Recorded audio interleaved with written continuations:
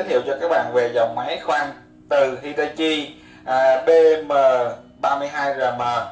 Máy khoan từ này rồi chúng ta sẽ đi. Các bạn có thể nhìn thấy cái tem Hitachi chính hãng, Hitachi Made in Japan nha các bạn ha. Máy này nó sẽ có hai chức năng, nó là khoan rút lõi và khoan thường nha các bạn nha.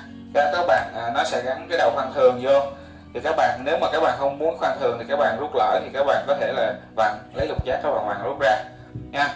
Phụ kiện của nó đi kèm thêm nữa là một cái mũi định tâm, rồi một cái lục giác, rồi một cái mở khóa của mũi khoan ruột gà, rồi một cái dây khóa an toàn để tránh trường hợp là các bạn làm trên cao, nếu mà mất điện đột ngột thì chúng ta cũng có thể là máy giữ được chứ không rớt bể máy nha các bạn nha.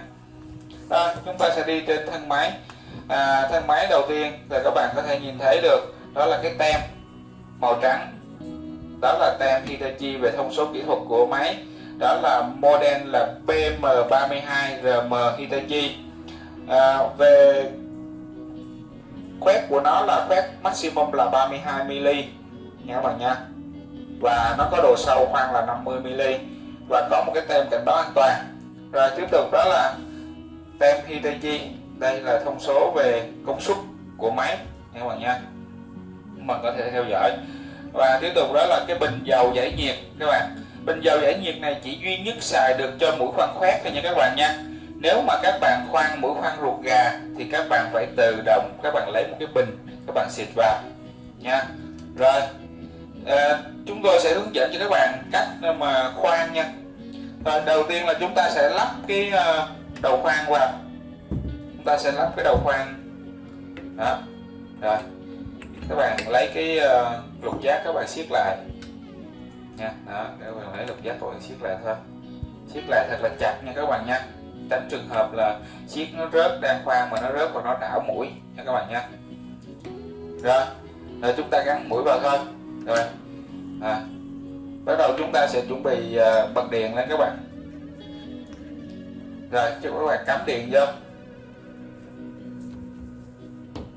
Rồi các bạn cắm điện vô đi. Rồi xong rồi bắt đầu chúng ta sẽ là các bạn nhìn thấy cái nút đỏ không các bạn? Đó, có một cái nút là nút đó là nút từ. Các bạn bật nút từ lên, rồi sau khi nút từ nó hít rồi sau các bạn sẽ nhấn nút màu xanh, đó là nút on.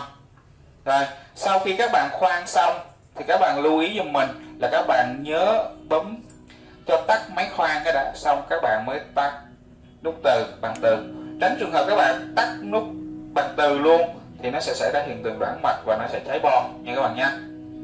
Rồi tôi vừa giới thiệu xong cho các bạn một cái dòng máy khoan Hitachi BM32RM. Xin chân thành cảm ơn các bạn. Các bạn có yêu thích kênh của tôi, các bạn có thể nhấn subscribe để hỗ trợ tôi làm một số hàng chính hãng mới. Xin chân thành cảm ơn và hẹn gặp lại.